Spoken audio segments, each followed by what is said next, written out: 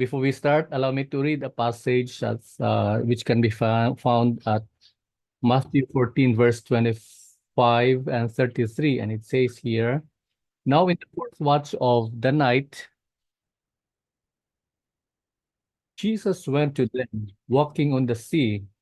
Then those who were in the boat came and worshipped him, saying, 'Truly, you are the Son of God.'" So what can we see here sa passage na binasa natin dito? Makita natin na ang Panginoon ay lumakad, no? Siya ay lumakad sa ibabaw ng dagat. And then lahat na nakakita sa kanya ay nagsabi na sila ay yumuko at sila ay samba sa Panginoon at sabi niya, "Truly, you are the Son of God." Okay. So dito natin makikita na tunay ang Panginoon natin, He is a God of what? He's a God of nagpapakita siya ng kanyang kapangyarihan, ng kanyang kadakilaan, pero tayo ay, sabi nga dito, sila ay sumasamba at kinikilala nila ang Panginoon bilang anak ng Diyos. Okay? Minsan kasi may nakikita tayo na mga pangyayari sa paligid natin, ngunit nakakaligtaan natin na ang lahat ng bagay ay tunay nga dahilan sa pag-ibig ng Panginoon because of He is who He is as the God, the Son of God, si Jesus na nagbigay ng kanyang buhay, nag-alay ng kanyang buhay upang tayo maligtas sa tiyak na kapahamakan. Ang malaga lamang ay tayo lumapit sa Kanya, humingi ng kapatawaran sa lahat ng ating kasalanan at kilalanin natin siya na Panginoon ng ating buhay. Tayo'y manalangin. Dakilang Diyos, maraming salamat sa inyong kapahayagan sa araw na ito. Natunay nga po na ikaw ang Diyos na karapat-dapat ng lahat ng pagsamba, ng lahat ng papuri, Panginoon. Salamat po, Panginoon Ama, na maging sa pagkakataong ito, kami makakaasa ng iyo pong kapatawaran sa aming kasalanan. Kami makakaasa, Panginoon, ng iyong presensya na sasama sa amin, O Diyos. Maging sa patuloy ng pag-aaral, paghahanda ng bawat isa, para sa darating na DOH Massage Licensure Examinations. Umaasa po kami, Panginoon, na buksan mo ang puso't isipan ng bawat isa at hayaan mo, Panginoon, amang banal ay iyo pong paggabay, ang iyo pong wisdom, O God, ang siya pong matanggap ng bawat isa, Panginoon. Patuloy na kayo lamang aming pinapapurihan, pinasalamatan sa pangalan ni Jesus. Amen. So I guess nakita nyo naman siguro yung result ng ating pong practice test. Actually, na-intertwine na po natin yung surprise test, yung practice test natin, kasama na din yung inyong graded test. Lahat ng ito ay bahagi ng ating paghahanda upang kayo ay maging ganap na handa, maging ready kayo sa darating po na June examinations. And I would like to remind each and everyone na hindi pa po nakapag-submit, nakapagpadala o nakapag-comply ng kanilang mga requirements para sa licensure examinations. Agahan nyo po, ipadala nyo na po yung inyong mga requirements na yan. Number 1, yung requirements ninyo para sa examination itself sa DOH. Pangalawa, yung requirements ninyo na video na yun maging basis natin sa inyong oral and practical examination. You have to submit to AUSA sa amin ng inyong pong presentation ng 3 stages of massage, kasama na rin yung 5 basic stroke manipulation na imimimik lang ninyo po, kumbaga gagayahin nyo lang po yung maging senaryo na nandoon kayo sa harapan mismo ng assessor ng DOH. But during your presentation, meron kayong, of course, may model kayo, meron kayong kunwari inyong assessor na mag-a-assess sa inyo at the time, and then kayo na magpi-perform based sa ating manual, based sa ating napag-usapan na mga kaparaanan mula doon sa pre-massage, massage proper, and post-massage. So I hope and pray na isubmit nyo na maaga para ma-assess na natin na maaga, and then even if you are in Manila, you have to send yung documents na yan dito sa Jensen kasi before namin ipapadala sa Manila uli, kailangan may screen out namin and then maisama namin kayo sa talaan ng mga nire-recommend ng institution para sa DOH Massage Licensure Examination. And then gusto ko lang din po palalahanan para sa bawat isa, nilalapit na po ang ating pong muli no, yung 15th day of the month wherein you have to settle yung inyong monthly obligations. Para po sa fully paid, wag na kayong mag-alala, but for those who opted na magbabayad pa sa pamamagitan ng monthly dues, please pay on time. No? Before the 15th of the month, isettle nyo na po yung inyong monthly obligations. Okay, maraming salamat po at para nga palala po sa bawat isa na 'di ba tulad sinasabi natin pasulput-sulput lang yung ating gagawin mga surprise tests no mga quizzes na ganun. Abangan niyo lagi sa group chat. Now, kung kayo naman ay may iba't ibang mga concern, may mga tanong kayo about your requirements and things like those, huwag niyo pong i-send ang inyong communication sa group chat for a while.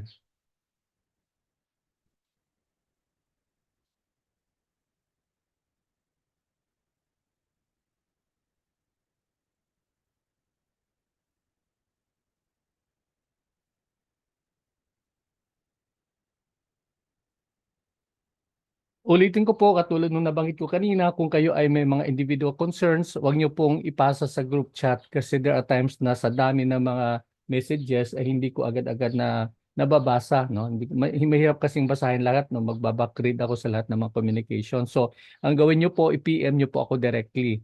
Okay, i-PM niyo po ako directly and then, ayun po, para magkaroon tayo ng direct na communication. Yun yung pong sinasuggest ko madalas na pag may mga concern kayo, yung PM directly. Ito naman po ay madali nyo ma-access sa pamamagitan ng account na Benji Eugenio LMT. Iwasan nyo po yung isang account ko na Benji Eugenio lang po kasi yun naman po ay hindi ko madalas na nabubuksan. Ang talagang madalas natin nabubuksan ay yung account na Benji Eugenio LMT. Ayun po. Sige po at muli congratulations sa mga sa ating nakakuha ng top 10 no nung nakalipas na Sabado meron tayong special practice test na actually dinesign natin yon para dun sa Bravo group. Kaso lang po in-invite na rin natin para sa iba na sumali na rin at nakakatuwa nga po no marami po sa atin ang nakakuha over 90% no. So magandang sign na po 'yan. But for the others na medyo nahirapan, wag lang po kayo ma-discourage, tuloy lang po, practice lang po, aral lang po, patuloy na sa pagbabasa. And then kung minsan hindi nyo po nakikita sa ating group chat yung mga video po natin, tiyak po na ma-access nyo po lahat ng ating video kasi in-upload natin po but because of constraints sa oras, hindi na namin na ipopost doon sa group chat. Pero kapag kayo ay nag-subscribe sa account na Benji Eugenio LMT and then click nyo po yung notification button, kapag karaka po, mayroon tayong bago pong mga upload, manonotify po kayo agad-agad. No? So yun po yung kagandahan po nun. Just don't click the subscribe button sa ating YouTube channel na Benji Eugenio LMT. Ano po, dadagdagan nyo lang po na pagkiklik din po ng ating pong notification bell. Okay? So ayun po. For the meantime, mayroon po ba tayong gustong i-clarify, itanong? Okay, kung medyo alanganin po, pwede naman po nasa chat box na lang kayo mag-communicate kasi po sinisilip-silip po natin yung inyong mga messages sa ating pong Zoom chat box. Okay, tuloy na po tayo.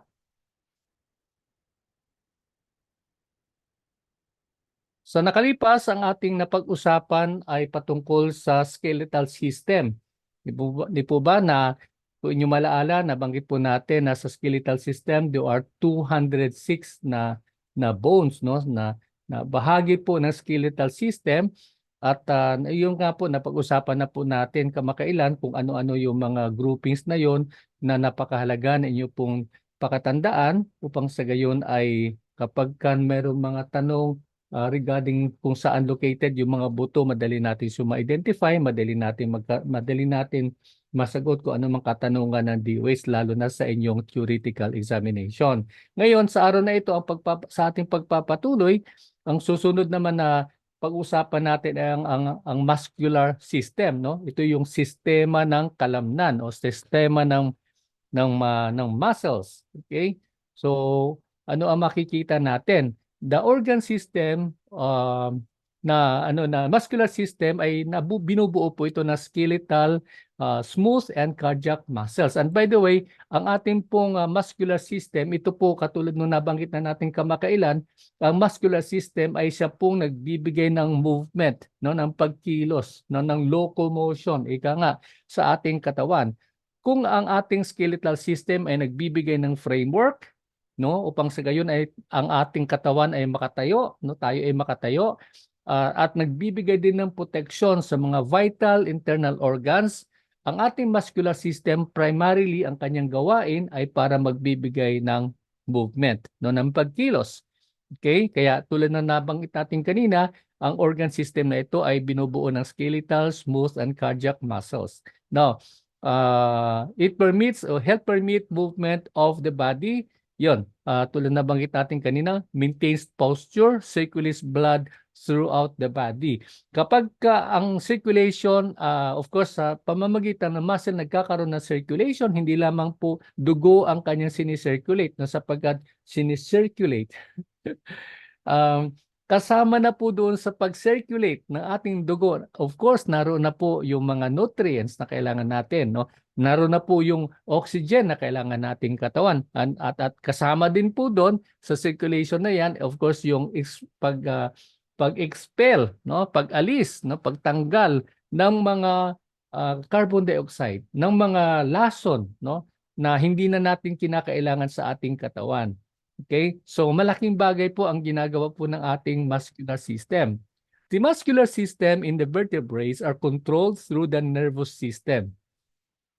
Kaya nga po ang tawag po diyan minsan, ang iba sa mga muscles ay autonomous, no? So in a little while makikita po natin yung ibang mga gawain po, no? Ito yung makikita natin yung characteristic ng ating muscles, which is the ability to contract, no? Yung contractility. Pag sinabing nagko-contract po siya, umiiksi yung muscle, no? Yung muscle fiber na yan. Lumiliit po siya, umiiksi po siya. Kung siya naman po ay umiiksi, may kakayahan din po siyang mag-extend, no? Kaya ang tawag diyan ay extensibility, no?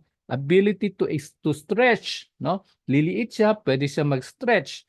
And another characteristic of a muscle is makikita po natin yung kanyang elasticity, no? Pag sinabing elasticity, madali siyang bumalik sa kanya unang ayos, no? Nagba-bounce back siya. Kaya po ang katawagan diyan ay elasticity. And of course, yung panghuli na katangian ng muscle ay ang kanya excitability. Pag sinabi natin excitability, may kakayahan siyang mag-respond to any stimulus, no? Kaya parang pag pinitik mo siya, nagba-bounce back siya, gumagalaw siya. So, yun yung isa sa mga yun yung mga nasasabi natin na mga katangian ng ating muscle. Okay? Ayan. Yun. Pag sinabi naman nating skeletal muscle, ito ay nakakonekta sa ating buto. No? Kaya hindi pwede po na hindi po na pwedeng ma-isolate po natin yung muscle sa ating buto, no? Kasi walang movement na mangyayari kung ang muscle ay hindi nakakonect sa buto. Kaya ayun, isa sa mga katangian ng ating muscular system ay ito ay nagbibigay hugis sa ating katawan. Yan, okay? Kaya yung mga tao na mahilig mag-bodybuilding, no? Mahilig silang mag-gym, gano'n, no? Mag-weight training, ika nga. Mapapansin po natin lumalaki yung kanilang katawan at ito po ay sanhi doon sa muscle, no? Nagkakaroon po ng paglaki ng muscle sa pamamagitan po ng regular na exercise, ika nga, no? So yun po ang nagagawa po ng ating muscles. And by the way, trivia po ito, mayroon pong 640 na muscles sa katawan ng tao at ayon din po sa literature natin sa DOH na mayroong 40% sa buong body weight, mayroon pong humigit kumulang na mga 40% na bumubuo, no, sa bigat ng tao. Ganun po ang po niyan. Ganun po kadami, no, yung concentration po ng muscle sa katawan ng tao. Okay? So tandaan natin ha, pagka pinag-usapan yung skeletal system, ilang buto mayroon? 206. Kapag pinag-usapan naman natin yung muscles, ilang muscles siya mayroon? there are more or less 640 muscles sa isang adult. Okay? Kaya lang, huwag kayong mag-alala, hindi naman ipinamemorize ng DOH yung lahat ng 640 muscles na yan. Titingnan na natin yung mga major na mga muscle groups na maging kumbaga madadaanan ng ating pagmamasahe. So yun lang gusto ng DOH na magkaroon tayo ika nga ng familiarity sa mga muscles na ito para upang sa gayon ay tayo nagmasahe, no? Madali natin ma-describe sa ating client, no, kung ano yung mga area na yun na minamasahe po natin. At the same time, kung kayo naman ay ika nga, no, alam nyo naman sa oral practical examination, anything could happen, no? Because in the past, parang structured yung examination ng DOH. Pero kamakailan medyo hindi na gano'n, no? Kaya lagi nating sinasabi, 'di ba, even sa inyong theoretical examination, ang kaparaanan ng DOH na sa pagsusulit ay binibigyan na nila ng aspeto ng analysis, no? Binibigyan na nila ng aspeto ng pag-uusisa, ng pag-iisip. Ganon, no? Hindi lamang ito about knowing kung ano yung mga bagay-bagay, kung hindi ano naman yung pwedeng mangyari at anong pwede nating gawin, no? In application sa ating kaalaman patungkol sa pagmamasahe. Okay. So ito po ang tatlong groups, no, major groups o tatlong types ika nga ng mga muscles, no. We have the skeletal muscle, we have the smooth muscle and the cardiac muscle. Okay. So ano yung uri ng ano yung bumubuo naman po ng skeletal muscle, no? Pag sinabi natin skeletal muscle, ito ay nakakonekta sa isang buto, no? Ito ay naka ano po, dito makikita natin sa illustration, nakadikit po siya, no? Yung muscle na yan nakadikit po sa buto, pero technically ang talagang nakadikit sa ating buto ay yung tendon, no? Ito yung buong bahagi po ng ating pong katawan. Okay? So, ayun po ang ano po, ito po yung larawan na kung saan ay maituturing natin yung muscle na ito ay skeletal sapagkat ito po ay nakadikit sa ating buto at tumutulong po siya sa movement, ika nga, no, sa pagkilos natin, no, upang makakilos isang particular na bahagi ng ating katawan. Okay. So, ang skeletal muscle ay ika nga voluntary. Pag sinabi nating voluntary, there is a conscious effort mula sa ating kaisipan, mula sa ating utak na igalaw ang parte ng katawan na yan, no? Ang parte ng muscle na yan, no? So, ano po yan? Meron pong conscious effort, no? Meron po siyang, ang tawag po niyan, may kamalayan, ika nga, no, na ikilos. Ang sumunod naman, smooth muscle, no? Kasi 'di ba may sinabi natin iba't ibang klase ng muscle. Ngayon, ang smooth muscle, typically ang smooth muscle ay involuntary. Bakit involuntary? Kasi ang pag sinabi nating involuntary, kumikilos po siya na wala po tayong kamalayan, no? Wala tayong direct consciousness doon sa mga movement na 'yon. Anong halimbawa? Halimbawa po niyan ay yung mga halo, mga bahagi ng ating tiyan, no? Yung intestines po natin, yung mga blood vessels na 'yan na kusang dumadaloy po yung yung mga nutrients sa ating katawan at siya ay napaprocess po mula doon sa pagkain, ika nga, tapos dumadaan po sa mga hollow part na yan ng ating tiyan, ng ating intestine, at even sa kaliklitang blood vessel, no? So, yung mga muscle na yan ay maituturing na smooth muscle at ang pangalawang kategorya makikita natin dito, ito ay involuntary.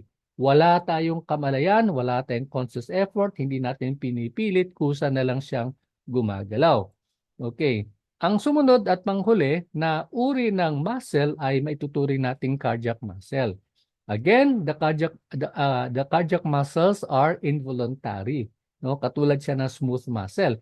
Involuntary kasi kusa lang siyang gumagalaw simula nang tayo ipinanganak, no, hanggang sa tayo ay mag-i-expire. Okay? Pag sinabi expire, talagang ano na 'yon, no? Hindi na tayo buhay noon. Okay? Namatay na tayo noon, no? So, 'yun, yung muscles na 'yan na sa ating puso ay continuously nagpapump po 'yan, no? Patuloy lang siyang gumagalaw habang tayo nabubuhay at ito ay matuturing natin katulad na banggit natin kanina na involuntary muscle. Okay? So yun lang po yung mga tandaan natin when it comes to mga kumbaga ano natin no introductory part ng ating pong pag-aaral ng mga patungkol sa mga muscles. Okay, ngayon tingnan naman po natin yung mga major no kasi katulad sinabi natin napakarami po ng mga muscles, there are 640. Ngunit tingnan lang po natin yung mga major na mga muscle groups no na malamang lalabas sa inyong examination. Okay, number one, deltoid. Anong ibig sabihin ng deltoid? Yung deltoid ay sandali. Ayan, yung ating barkada na nandito sa namamasyal to minsan minsan-minsan. Okay, pag sinabing deltoid, ito yung muscle na sa ball and socket joint no na kumukonekta sa ating arm at sa ating trunk. So sa body ano 'di ba na pag-usapan natin yung major na body groups. You have the neck, the head, you have the trunk, the extremities, the upper extremities, and the lower extremities. Okay? So yung deltoid, nandito po nakakonect. Ito po yung muscle po na nandito banda. Yan, nandito po. Let me use my pen here. Okay? Yan. Ito po yung uri ng muscle no na makikita po natin sa ating model. Andito po banda yung deltoid na yan. Okay? So ang sumunod naman na muscle na matatagpuan natin sa upper extremity, no, ay yung biceps. Okay? Biceps. Biceps is a large thick muscle located in the ventral part and lateral side. Okay, so andito po 'yan, okay? Wala na siya dito sa aking model. Andito sa illustration po natin, ito po ang biceps. Okay? Malawak po siya, makapal po siya ng muscle at nakikita sa ventral part. No? So yung ventral part is somewhere in the front, para siyang anterior din, no? Ventral part, ngunit ang kanyang ano din po ay na matatagpuan sa lateral, no? Sa tagiliran. So dito banda, tagiliran. Ventral, banda dito sa harapan, as opposed to dorsal. Ang dorsal kasi likuran, no? So this is the ventral part and then nasa lateral side. So ito po, dito po natin makikita yung biceps. Okay? Ang sumunod naman ay ang triceps. Okay. Kung ang biceps ay nandito sa harapan, sa bandang likuran naman, na bulto rin siya ng muscle, no? Nandito naman sa bandang likuran, makikita po natin nasa dorsal part ng ating balikat, ng ating kamay, ng upper arm. Okay? Biceps sa harapan, triceps sa bandang likuran. Okay? Next one is nasa upper part extremities po tayo, extremity part ng katawan ng tao. We have the brachioradialis, no? Ano yung brachioradialis? Brachioradialis is the superficial forearm muscle in the lateral forearm. Okay? So lateral forearm, ayan, wala na. Tapos na yung aking ano dito. So dito na sa illustration makikita natin, superficial means sa bandang ibabaw, no? Superficial sa bandang ibabaw po siya na nasa ating kamay, okay? Nasa ating forearm and in the lateral side, no? Sa nasa bandang tagiliran. Yan po ang brachioradialis, okay? Another way to remember yung brachioradialis ito ay kahilera ng ating hinlalaki. Yon, kahilera ng hinlalaki natin. So dito somewhere sa part na to, no? Yan, ito yung ating hinlalaki, kahilera po niyan. Yan po ang brachioradialis. Okay?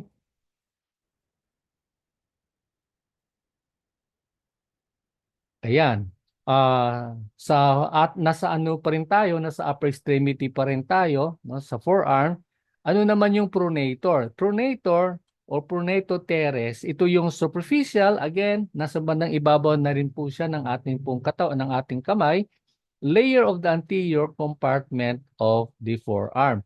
So anterior, bandang ano, harap o likuran? Anterior means sa bandang harapan, no? Compartment of the forearm. Okay? So ito po ang pronator teres. Okay. Ang sumunod naman ay opposite ng pronator ay ayan, ayan yung illustration na yan ay ang supinator, no?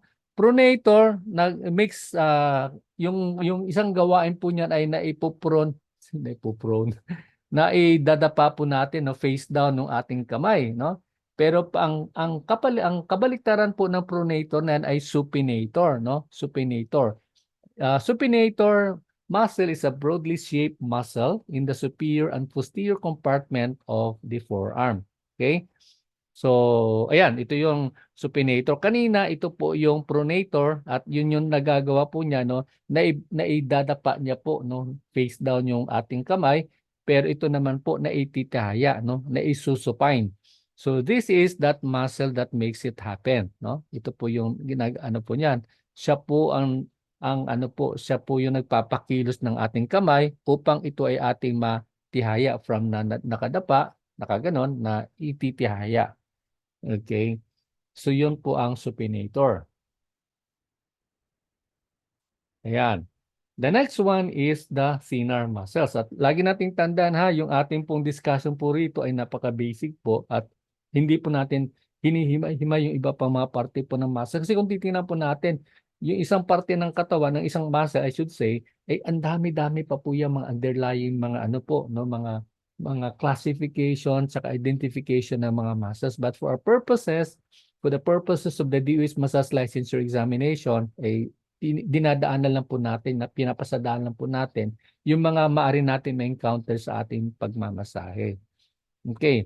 The next one here, this the thenar muscles, no? Thenar muscles are fleshy part of the base of the thumb. So, ito yung ating hinlalaki, no? Ito yung malamang bahagi, no? Malamang bahagi ng ating pong hinlalaki. And the function is to help control the fine movements of the thumb, no? Naikikilos niya yung ating hinlalaki, no? The left and the right na hinlalaki, no?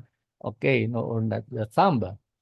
Okay? So ano papagalaw po niyan ay thenar muscles. Ayan, tutungo na tayo ngayon. Kanina, upper extremity, no? Mula sa ating balikat pababa. Ito na naman ay mula sa ating bewang, no? Hanggang pababa, no? The lower extremity part of the body that includes the leg, the ankle, and the foot. Okay. So ano yung mga muscles na matatagpuan natin dito? Okay. Una makikita natin is yung rectus femoris, no? Rectus femoris is a long fleshy muscle located in the anterior compartment of the thigh. So ito po ang bahagi po ng rectus femoris. Okay? Mahaba siya mula sa ating bewang pababa, no? Hanggang sa may tuhod. Okay? That is the rectus femoris. Ang kanyang function ay naiko-cross niya yung ating knee joint, na i-flex, na extend yung ating knee joint, no? Yun po yung gawain po ng ating rectus femoris. Ang sumunod naman ay, well, of course, yung ating pong quadriceps, no? Quadriceps are a group of muscles at the front of the thigh. And again, kasama pa rin dito yung rectus femoris, vastus intermedius, vastus lateralis, at vastus medialis. Okay? So yan po ang bumubuo quadriceps, no? Kasi sa kabila nandito po yan, no? Tandaan lagi natin pag sinabing quadriceps, ito ay yung kanina nabanggit natin, the long muscles uh, that's a long muscle na mula doon sa hip natin hanggang sa tuhod, which is called rectus femoris. We have also the vastus intermedius, vastus lateralis, and vastus medialis, no? Kanya nga siya quadriceps. Ibig sabihin nun apat. Okay? So marami siyang functions, marami siyang pwedeng gawin, no? At ang halimbawa po nito ay paninipa, no? Kicking, running, yung pagtakbo, pagtalon, jumping, and of course walking, no? Sa paglalakad. No? Kaya ayun po, napakaganda, napaka-vital po ng parte ng yung rectus ng quadriceps na yan, na kinabilangan ng rectus femoris, vastus intermedius, vastus lateralis, saka vastus medialis. Okay. Ayun po. Ang sumunod naman ay hamstring. Okay. So ang hamstring are tendons No? Pag sinabi nating tendon, ito ay mahabang band of muscle tissue at the back of the thigh. No? So, nasa bandang likuran. Mali itong drawing na to kasi back yung sabi, no? At the back of the thigh that has a large muscle to the bone. Okay. Okay. So I'm sorry for the error na error yung picture na yan. So yun po yung hamstring. Ang sumunod naman ay gastrocnemius, no? Kanina nandito po yung ano natin yung minention natin kanina. Yung gastrocnemius naman, ito ay bandang ano sa Tagalog niyan, di ba? Binti, no? Sa Bisaya ang tawag namin diyan bagtak. Tama ba 'yon? Bagtak, bagtak. Okay? So, ayun po. Back of the lower leg which forms bulk of the calf muscle. Yan po. Ito po yung calf muscle na yan. Now, if you remember, very particular ako sa bandang bahagi ito ng ano sa pagmamasa yung banda rito, no? Kasi mapapansin niyo sa illustration, if you go down lower here, manipis po 'yan, 'di ba? So kaya po minsan ang pagmamasahe minsan po ang iba nagmasahe sila ng heavy dito patungo sa itaas, no, from inferior to superior. Unfortunately, kapag dito banda sa may pinaka lower part, no, lower part ng ating lower leg, ika nga, ay hinigpitan mo na diyan, masakit na po 'yon. Why is that? Because the muscle here is very thin, no? Manipis po 'yan. Ang muscle ang concentration ng muscle na pwedeng masahiin ay dito sa bandang binti, which is the gastrocnemius. Okay? So ibig sabihin nun, pagka hinagod ninyo yung pasyente dito, yung client dito, dapat light lang po, no? Light lang po 'yan, and then saka mo sa diinan pag tinamaan mo na yung binti, no? Yung muscle na yon, which is called gastrocnemius. Okay? So again, nakakatumutulong din siya sa paglalakad at pagmi-maintain ng posture, no? Nakakatayo na maayos ang tayo ay nakakatayo ng maayos. Okay. So tuloy tayo. Ayan, no? Sa lower extremities pa rin tayo, but this time nasa harapan, no? Tibialis anterior is the largest or in the four muscle in the anterior compartment of the lower leg. So tibia, pag sinabi nating tibia, anong ano natin doon? Ano yung papansin natin? Ito yung shin bone actually ito no? Yung buto na yan, yung tibia na buto na yan, no? Ngunit ang muscle ay tinatawag na tibialis anterior. Okay? So ito yung banda rito, no? Banda dito na side. Tibialis anterior is the largest of the four muscles in the anterior. Pag sinabi anterior, nasa bandang harapan na compartment ng lower leg. Okay? So this is the tibialis anterior. Again, ang function po yan, katulad po na nabanggit natin kanina, sa paglalakad, sa paninipa, okay? And by stabilizing the joint ankle, no? Ito yung ankle na nandito, yung joint na yan. So, ibig sabihin nun, nami-maintain natin ulit yung ating posture. Okay? Kaya tuloy tayo. Yan. Tutungo na nga tayo ngayon sa upper back, no? Mula sa upper back natin. Sandali. Okay. Okay. Sa upper back naman, ito yung makikita natin, trapezius, no? Trapezius is a large superficial muscle that resembles like a kite, no? Para siyang saranggula. Yan po, yung muscle na yan, no? I think even ang nagpapalaki po niyan ay yung ano, yung I think yung rowing, ganun pa, rowing, no? Sa pag kayo nagji-gym, no? Yung rowing na ganun, tumutulong po siyang lumaki po yung ating traps. Yan ang tawag po sa gym, yung traps o trapezius. Okay? So pagka pumasok o narinig natin yung word na trapezius, that means ito yung bandang ano, no? Bandang muscle natin sa ating likuran, sa ating upper back, at ito ay ang hugis saranggula. Okay, yan po ang trapezius. Function niya ay to stabilize and move the scapula. So ito yung part ng muscle ng buto na scapula, no, nasa gilid. Okay? So yun po, napapagalaw niya at na-stabilize niya yung ano, yung scapula na yan. Okay? So yan. Kung ang kanina ay yung saranggula, yung traps na yan nandito, iyon makikita naman natin dito ngayon yung erector spinae. Okay?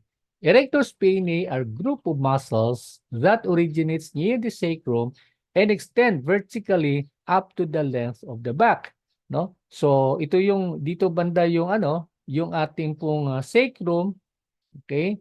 O yung sacral bone na yan, pagka ang muscle na nandyan ay stretch yan hanggang sa liig natin, ang tawag niyan ay erector spinae. Okay? So ang function niyan ay tumutulong siya sa para maikilos natin yung ating yung ating bewang, no? Extend laterally, flex and rotate, no? So yung ating mga joints na nasa anding likuran ay naigagalaw natin, no? Because of the erector spinae. Okay. Ayan So, traps, kanina, saranggula. Sa ilalim ng saranggula na yan, meron tayong tinatawag na erector spinae at ang koneksyon mula sa sacral bone, paakyat, no, hanggang dito sa may bandang natin, no, shoulder area. Okay. Ang sumunod naman ay ito, no, latissimus dorsi. Yan. Okay. Latissimus dorsi is a broad, flat muscle that occupies majority of the lower posterior thorax. Okay? Lower posterior thorax. Okay. So dito banda, no? Dito banda, no? Ang kanyang location ay posterior sa likuran and then lower part ng thorax. Ito yung thorax thoracic cage na sinasabi, yung ating dibdib. Ito yung banda sa pinakababa. Okay, ang tawag dyan ay latissimus dorsi. Ulitin ko, ang tawag dyan ng muscle na to ay latissimus dorsi at ang kanyang gawain ay tumutulong siya na maikilos yung ating balikat, no? And then ma-extend yung ating kamay, ng ating yung arm. Okay? So, at na-aero-rotate of course, no? So, yun po yun, na-aero-rotate natin yung area ng trunk or ng torso. Okay, tuloy tayo sa lower back. Ayan, ito ang yon, yung may tuturing natin na isa sa mga pinakamakapal na muscle sa katawan ng tao, no?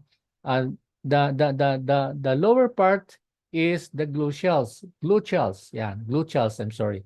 Gluteals ay binubuo ng tinatawag na gluteus minimus. Ayan po, minimus ibig sabihin maliit, no? Gluteus medius. Okay, yung medius bandang gitna at gluteus maximus. Okay, so ito yung pag sinabing gluteus maximus, ito yung pinakamalaki sa lahat ng mga gluteals muscles. Gluteals, no? Gluteals muscles. Ulitin ko pag narinig natin yung gluteals, ibig sabihin po gluteus minimus, gluteus medius, at gluteus maximus. Yan. Yan po ang bumubuo ng gluteals. And by the way, masarap po ito pagka ginamitan natin ng eflorals and then yung hacking, no, yung taputpit, maganda din po dyan, no? Sa bandang bahagi po na yan. Okay? So, ayan po. The function is to help stabilize the upper body and hips in aid or helps in aid upper body and hips in aid of locomotion. Ayan, medyo may konting syntax error tong ating dito. No? So, ibig sabihin po nun, yun ay nakakatulong po siya upang maikilos natin yung ating trunk, yung upper part of the body and the hips, no? Ayun po. Okay, yun po yung nagagawa ng gluteals. Okay. Ayan, ba't nabalik to? O yan, review na lang natin ulit. Okay? Kasi na-discuss na natin to kanina. Types of muscles, the smooth at the cellular level. Ang smooth muscle ay described as involuntary, non-striated. No? Pag na-encounter nyo yung salitang non-striated, striated, hindi striated. Non-striated. Okay, ibig sabihin nun, wala siyang linya, no? No lines. Okay? Type of tissue found in the walls of the hollow organs. Okay, nabanggit na natin din kanina, nasa bandang intestine. Pag hollow organ, yung mga butas na yan, no? Yung mga tubo na yan, no? Isang halimbawa niya, yung uterus, sa tiyan, at matatagpuan din lalo na doon sa ating mga sa ating mga veins, no, sa ating arteries, no. Ibig sabihin, yung pinagdadaluyan ng dugo. Okay, your arteries and the veins. And the function, we can see as the function ay tumutulong siya upang ma-maintain ang blood pressure at ang pag-flow na ika nga na nabanggit na natin ng mga nutrients. Okay. Yan. So, the next one is the cardiac muscle, also known as the myocardium, that makes up the thick middle layer of the heart. No? So, thick middle layer, nasa bandang gitna po yan, dito po banda, no? Ito po yung yung ating cardiac muscles. At muli, katulad na nabanggit na natin, yung inner layer is myocardium, the outer layer, endocardium, and the outer layer is epicardium, no? Ibig sabihin po niyan, ito yung mga muscle na siyang responsible. Siya yung may dahilan kung bakit nakapag-pump ng dugo, no, sa katawan ng tao. And just come to think of it, very very crucial sa katawan ng tao yung ating puso, di ba? And by the way, gaano ba kalaki yung ating puso? Minsan tinatanong po yan sa DOH, no, lalo na pagka medyo may kakulitan yung ating SSO, no. Tinatanong niya, okay, naaral mo na ba yung anatomy physiology? Yung mga ganong entrada ng tanong, di ba? Pag sinabi, yes sir. Okay, now, show me how big your heart is. Yan, okay? So ang sagot natin po diyan para po sa hindi pa po nakakaalam, ang standard standard bang term na 'yon, ang normal na laki po ng puso ng tao ay kasing laki din po ng ating kamao. Okay. So yun po ang noon, no? Ang sagot po doon sa question na how big is your heart? Okay? Ang susunod na itatanong diyan, posibleng itanong ng ating assessor ay where is your heart located? Ayan. Okay? Minsan nagkakaroon ako ng ganyang survey, no? Nagtatanong ko sa estudyante. Minsan ang choices ko are the following, no? Ito ba ay nasa kaliwa, nasa kanan o nasa gitna? Ayan, no? So kanya-kanyang turo 'yan, di ba? Minsan tinuturo na iba na sa kaliwa, minsan iba naman na sa kanan. Okay? Pero kapatid, mga kasama, ang totoong location ng puso ng tao ay nasaan? Andito sa bandang for a while. Hindi na ako nakikita pala. Makikita natin sa bandang gitna, no? Dito sa gitna ng puso natin. Ayan, nakikita nyo ba? Ayan, itabi ko muna yung aking kaibigan dito. Ayan po, or this one, no? Yeah, dito pala kay model. Dito po yung ating puso, no? Situated in the middle of the chest. Okay? Ayan po ang kanyang pinaka-location. Kanya lang, kailangan nating tandaan na minsan kasi may choices. Kung pag sinabi nating put in the middle or located in the middle, located in the central part or in the medial part of the human torso, lagi nating tandaan na pagka may pumasok na description inclined towards the left or towards the right, no, ibig sabihin nun, naka ano siya, no, paano ba incline sa Tagalog? Nakatihaya, naka-incline, incline. Oh, nakakiling. Ayan, okay. Kumikiling po siya either sa left, sa kaliwa o sa kanan. Now, the correct answer is ang ating puso ay nasa gitna, ngunit ito ay kumikiling sa bandang kaliwa. Okay? Nakuha na po natin. So kung titingnan natin sa illustration na ito, ayan, no? Andito yung heart, parang siya, may bias sa left, no? Sa left part ng ng katawan ng tao. Kaya yun po. Kaya may mga confusion minsan na pag tinatanong, pag tinuturo, pag pinapaturo, saan yung puso ng tao? Turo natin ay sa bandang kanan. That if you notice also pag tayo ang tawag noon, nagbibigay pugay sa ating watawat, di ba? Nilalagay natin sa kanan yung ating palad. Okay? Pero pagka ang katanungan ay nasaan located, nasaan situated, lagi natin ituro yung gitna at ito ay nakakiling sa bandang kaliwa. No? So, parang ganito po siya na nakaganon. Ayan. Yun po ang exact location ng ating puso. Okay? Ayan. So, I think that's all about our discussion on the cardiac on the muscles. Okay, do you have any clarification or question so far? Like what I said, ayan, sumagot na si Sam kanina. Ayan, sabi niya nasa left. Tama po yung sinabi ni Sam, naka-incline sa left yung ating puso. Okay, so there you are for a while.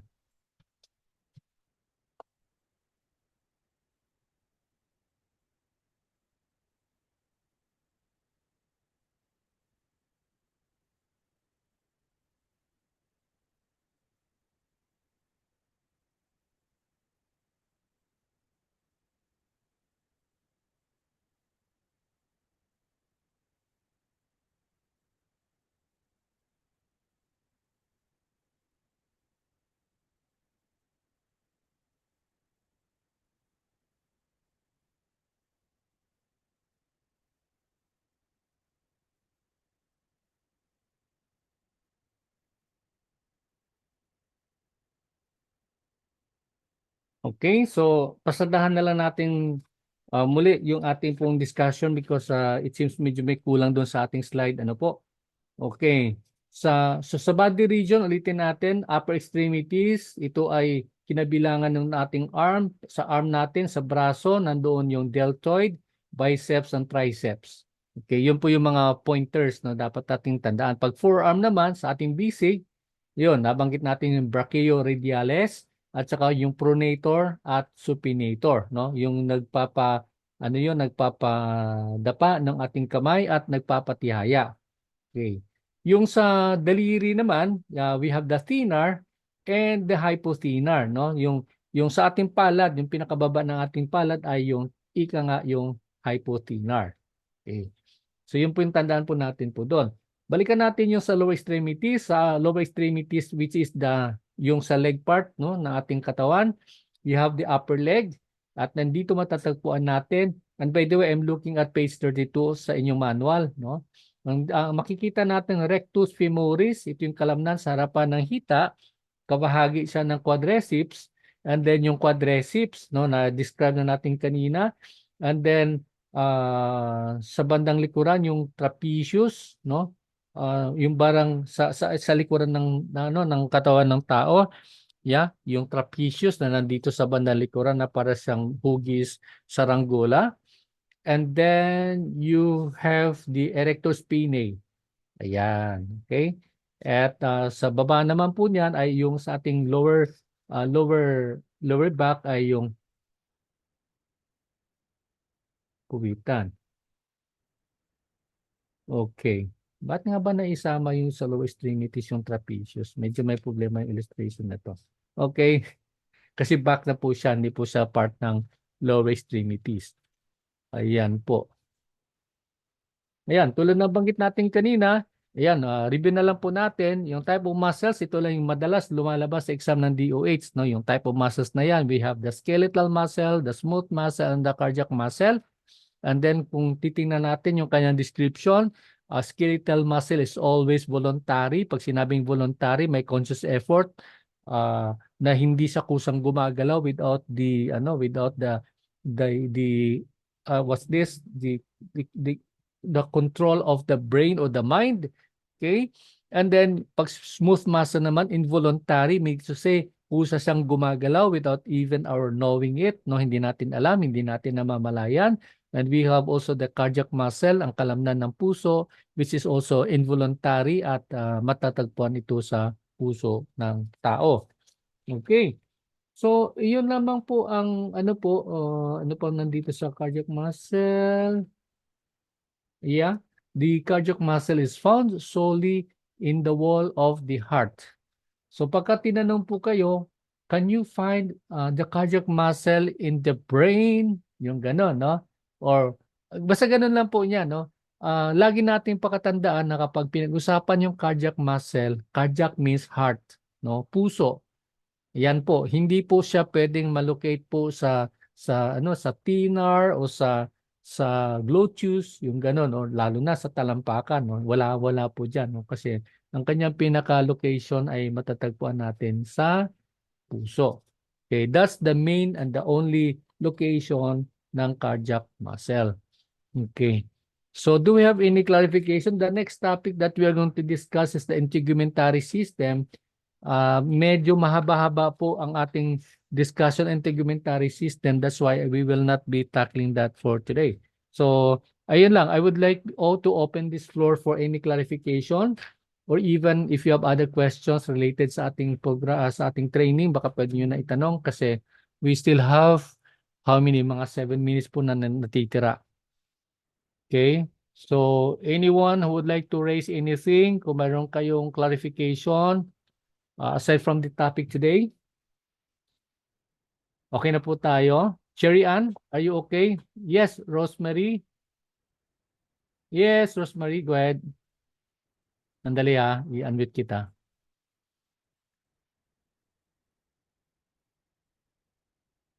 Paki-unmute mo rin yung sarili mo dyan, Rose.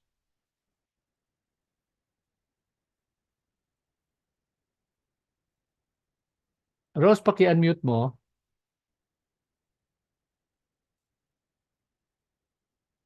Hi, Rose.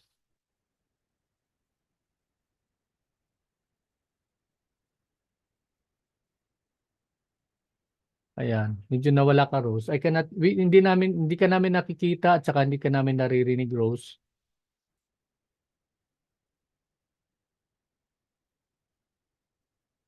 Okay, baka na-aksidente lang na-raise ni Rose yung kanyang kamay. Baba na lang natin. Okay, anyone else who would like to ask something? Yes, yes, Ma'am Starlife. Yan, si Ma'am Starlife for a while, ma'am. Yes, yes, ma'am, go ahead. Sir, I have a question po regarding dun sa birth certificate. Kung galing pong PSA, tapos same po dun sa marriage contract, okay na po yun?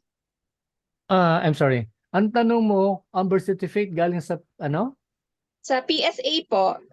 Okay. So, Then, what same as the, ano po, ang tawag dito, marriage contract, okay na po yun? Oh, well, 'di ba magkahiwalay yung dalawa? Yes, sir. Yes, sir. Pero same, Okay. ang tawag dun, PSA din po yung ano. Yung marriage contract PSA. Yes, sir. Mayroon bang ganon? PSA yung marriage contract? Yes, sir. Yes, sir. Okay. Sige, hindi ko ngayon ko lang narinig yan eh.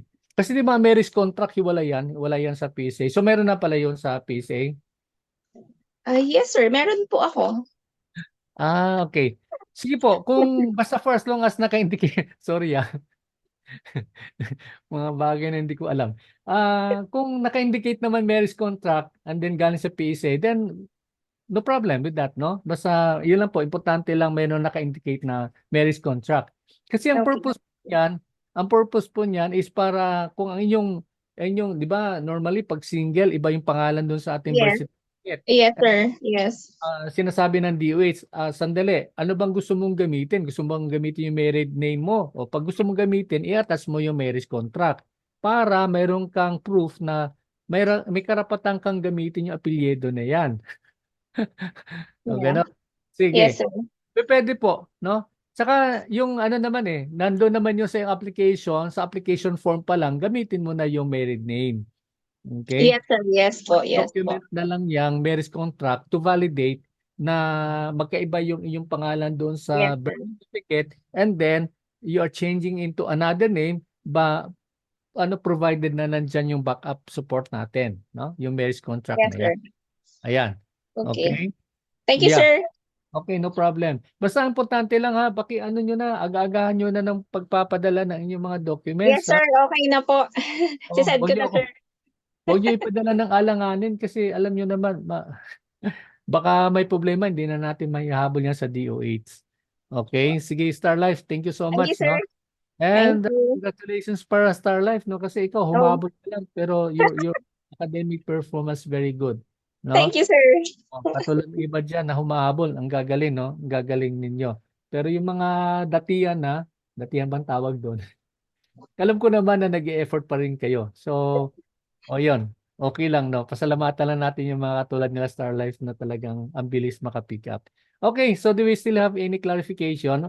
I think hindi ko pa naririnig kasi si Ma'am Luisa Camba. Ma'am, are you still around? Okay? Baka meron kayong tanong, Ma'am Luisa? O parang wala naman siguro, ano? So, ayan po, katulad si Elisa May. Yeah, thank you, Elisa May. Si Cherry Ann, yung mga madalas magtatap sa atin, si Desiree, yung mga ganun. No? So, congratulations, you're doing well. Okay, si Sam, mayroon siyang habol. Yeah, sandali Sam ha. Yes, Sam, go ahead. Paki-unmute mo. Yeah, go ahead. Hi, Sir Bench. Good afternoon po. Yeah, magandang hapon.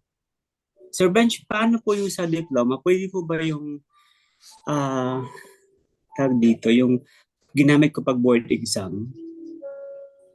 Diploma ginamit mo sa board exam? Yes po, yung naka-authenticate siya from the school using for my board exam.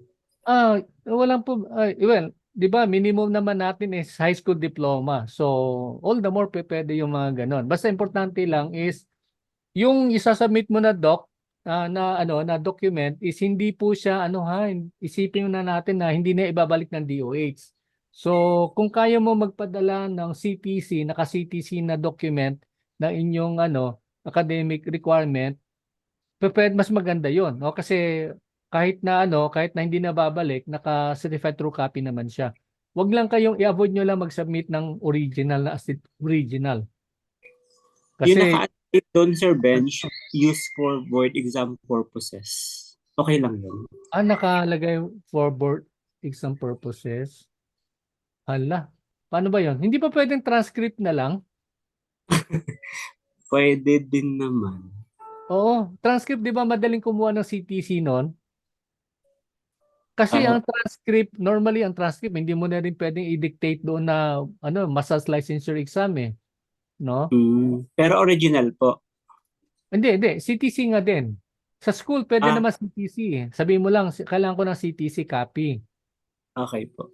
Oo. Pero kung nandiyan pa yung school, kasi ang dilemma lang natin, pwede yung original naman, madaling kunin pa rin, no? Sa mga school, Mhm. yung mga TOR, madaling kunin. No? So, either way, kung ano yung comfortable sa iyo, convenient sa iyo, I should say, na isasubmit mo sa DOC without expecting any document that you submit to be returned back to you. Okay po, Sir Bench. Thank you Okay? po. Sige. Sam, doktor ka ba? Sam? Medical doctor Hindi. ka ba, Sam? Nurse. Okay. Nurse.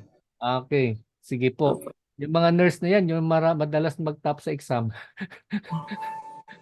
Hindi. May bias dun sa DOS. Yung mga nurse, mga midwives, yung mga PT.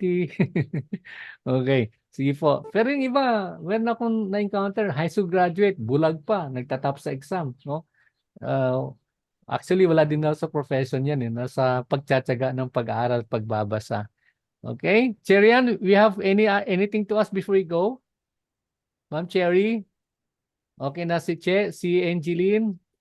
Hi, Ens. Oh, nagkita na rin tayo submit mo Hi, yung Sir mga documents Bench. mo. Ay, wala Hi, kang good tanong. afternoon. Wala kang tanong, Ens.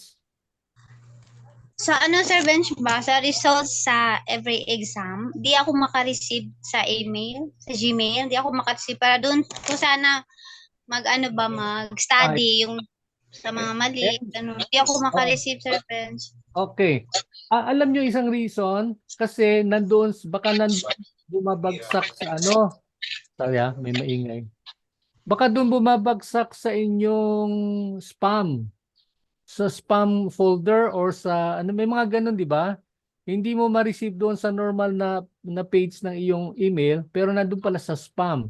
Nandoon sa mga ganun So i-explore mo yung folder sa email, no? Kasi ganun din ako minsan may mga hindi ako tinitingnan ko nandoon pala sa spam, no? Minsan kasi parang feeling ng office ng email.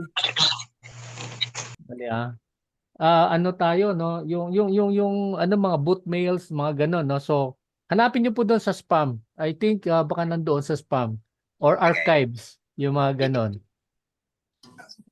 Oo, hanapin mo doon, Edge. Okay, sige po. So wala na tayo. I think we are good already, no. So maraming salamat.